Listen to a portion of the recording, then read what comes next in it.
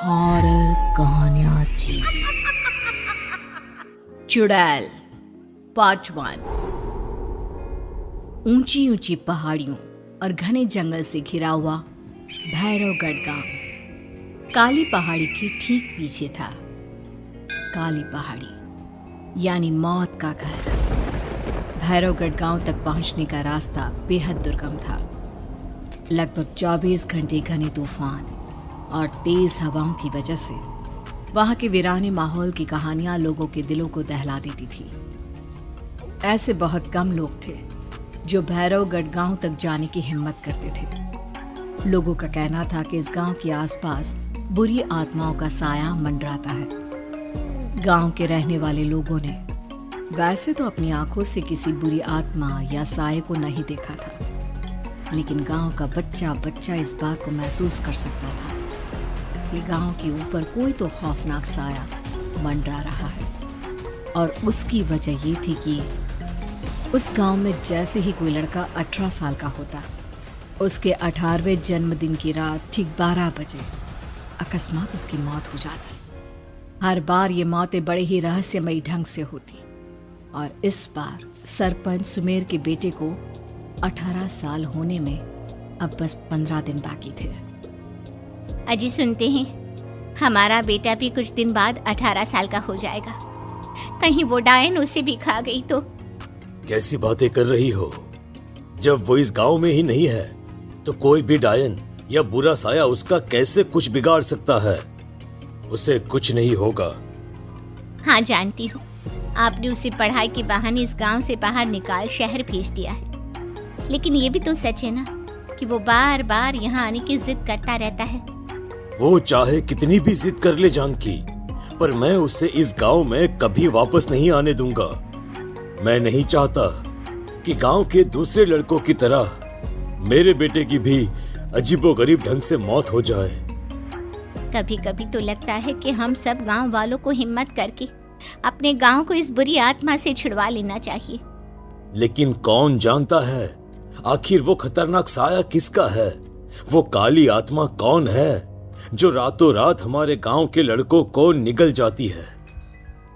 सुमेर और जानकी जब ये सारी बातें कर रहे थे तब रात के लगभग 10 बज चुके थे और हर रात की तरह भैरवगढ़ गांव एक भयानक काले तूफान की आगोश में था। बाहर चल रही तेज हवाएं और बारिश के बीच कभी कभी ऐसा लगता जैसे कोई बुरी तरह से चीख रहा है। किसी के तड़पने और चीखने की आवाजें गांव के कानों में बार बार टकराती, पर वहां रहने वाले किसी भी औरत या आदमी के अंदर इतना साहस नहीं था कि वो अपने घर से बाहर कदम रख के उन आवाजों तक पहुंच सके। सो जाओ जानकी और घर के खिड़की दरवाजे कसकर बंद कर दो। अब जानकी सब खिड़कियां ठीक से बंद करने ही लगती है कि तभी उसे अपने घर के दरवाजे पर जोर जोर से खटखटाने की आवाजें सुनाई देती है। इन आवाजों को सुनकर जानकी और सुमेर के चेहरे डर से पीले और हाथ पैर ठंडे पड़ जाते हैं। जानकी, जानकी, इतनी रात कौन होगा? पता नहीं, ऐसा लग रहा है कोई बुरी तरह से दरवाजा खटखटा रहा है। अरे हाँ, पर किसी की आवाज भी तो नहीं आ रही। क्या करूं? दरवाजा खोल लूं या नहीं? कहीं ऐसा ना हो कि किसी को हमारी मदद की जरूरत हो। लड़खड़ाते कदमों से सुमेर दरवाजे के करीब जाता है और अपने कान को दरवाजे पर रख धीरे से आवाज देते हुए पूछता है, कौन कौन है? कौन है वहां? तभी एक बेहद डराने वाली आवाज उसके कानों से टकराती है। दरवाजा खोलो, दरवाजा खोलो, वरना आज की रात इस गांव में कोई जिंदा नहीं बचेगा। मैं जानती हूँ तुम्हारा बेटा 18 साल का होने वाला है। अगर उसकी जान की जरा भी परवाह है तो दरवाजा खोल दो। इस आवाज को सुनते ही सुमेर घबरा कर पीछे हट जाता है और जानकी को पूरी बात बताता है। कहीं वो डायन हमारे घर तक तो नहीं पहुंच गई? अब हम क्या करेंगे? मुझे दरवाजा खोलना ही होगा जानकी। मेरे पास अब कोई रास्ता नहीं है। इतना कहकर सुमेर डर से अपनी दोनों आंखें कसकर बंद करता है और कांपते हाथों के साथ झटके से दरवाजा खोल देता है। तभी किसी के जोर से हंसने की आवाज सुमेर और जानकी को सुनाई देती है।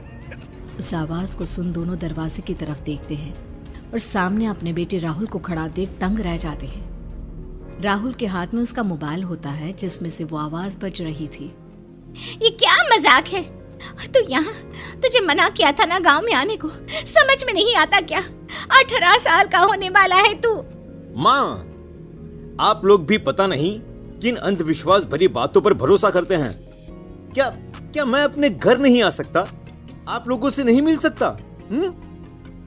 देख बेटा, हमने तुझे किसी वजह से ही इस गांव से दूर रखा था और यहाँ आकर तूने अच्छा नहीं किया। चल चल चल, मैं तुझे अभी के अभी वापस शहर छोड़कर आता हूँ। ओफो पापा, आप बेकार की बातों से परेशान हो रहे हैं। बाहर इतना तेज अंधर तूफान चल रहा है, कहीं जाने की जरूरत नहीं है। मैं बस आप लोगों से मिलने आया हूँ, कुछ दिन रहकर चला जाऊंगा। दिमाग खराब हो गया है इस लड़के का, नहीं जानता कि इस गांव में ये सुरक्षित नहीं है। किसने कहा था तुझे यहाँ आने को? ये आवाजें सुन, बाहर से जो आवाजें आ रही है तुझे सुनाई नहीं देती क्या? अरे माँ, जब जोर से तूफान चलता है, तेज हवाएं चलती हैं, तो इसी तरह की आवाजें आती हैं। ये बहुत नॉर्मल है माँ। नॉर्मल होगी तेरे लिए बेटा। 4 दिन शहर में पढ़कर आया है तो अपने माँ बाप की बात नहीं मान सकता। माँ, मुझे अभी बहुत जोरों से भूख लगी है, पहले कुछ खिला दो, और रात भी बहुत हो गई है। हम इस बारे में कल बात करते हैं, ठीक है? राहुल के वापस आ जाने से जानकी और सुमेर की आंखों की नींद उड़ गई थी। खाना खाने के बाद राहुल तो अपने बिस्तर पर जाकर सो गया, लेकिन जानकी और सुमेर पूरी रात उसके कमरे के बाहर पहरेदारी करते रहे। उन्हें पल पल इसी बात का डर था कि कहीं उनके बेटे को कुछ हो ना जाए। रात बीतती है, सुबह का सूरज निकलता है। अब जैसे ही वो राहुल को नींद से जागते देखते हैं तो उन दोनों के दिल को सुकून मिलता है। अरे माँ, पापा, आप अभी तक यहीं बैठे हैं? क्या पूरी रात सोए नहीं? जिनकी जवान बेटी की जान को खतरा हो, उन माँ बाप को नींद नहीं आती बेटा। अब तो वापस शहर चला जा। देखो माँ, मैं किसी जरूरी काम से इस गांव में आया हूँ, और वो काम पूरा होने के बाद मैं खुद यहाँ से चला जाऊंगा। काम? गांव में तेरा क्या काम है? पापा, मैं बचपन से ही इस गांव के बारे में बेहद डरावने किस्से सुनते आया हूँ, इसीलिए अब मैं उन्हीं किस्सों के ऊपर डॉक्यूमेंट्री फिल्म बनाऊंगा। रिसर्च करना चाहता हूँ कि आखिर सच्चाई है क्या। हे भगवान, लो जी, सुन लिया, और भेजो इसे पढ़ने के लिए शहर। मैंने आपसे पहले ही कहा था, मेरी बहन के पास दूसरे गांव भेज दो। ना ये शहर जाता और ना उल जुलूल की बात इसके दिमाग में आती। जानकी और सुमेर राहुल को समझाने की बहुत कोशिश करते हैं, पर वो किसी की बात नहीं सुनता और अपना कैमरा लेकर गांव के पास वाली काली पहाड़ी की तरफ निकल जाता है। अब राहुल जैसे ही काली पहाड़ी पर पहुंचता है, उसकी नजर पहाड़ी के ठीक बीचों बीच बनी एक पुरानी झोपड़ी पर पड़ती है। यहाँ भी कोई रहता है क्या? ये इंटरेस्टिंग होगा। राहुल की आवाज पहाड़ों से टकराकर उसके कानों में सुनाई दे रही थी। उसने चारों तरफ का नजारा देखकर वहां की तस्वीरें अपने कैमरे में उतारना शुरू कर दिया। तभी अचानक राहुल ने अपने कैमरे में खींची हुई तस्वीर को जूम करके देखा, और उसमें उसे जो नजर आया वो देखकर राहुल के होश उड़ गए। क्या सचमुच उस गांव के ऊपर किसी बुरी आत्मा का साया था? क्या राहुल की जान बच पाएगी? क्या देखा था राहुल ने उस फोटो में, जिसे देखकर वो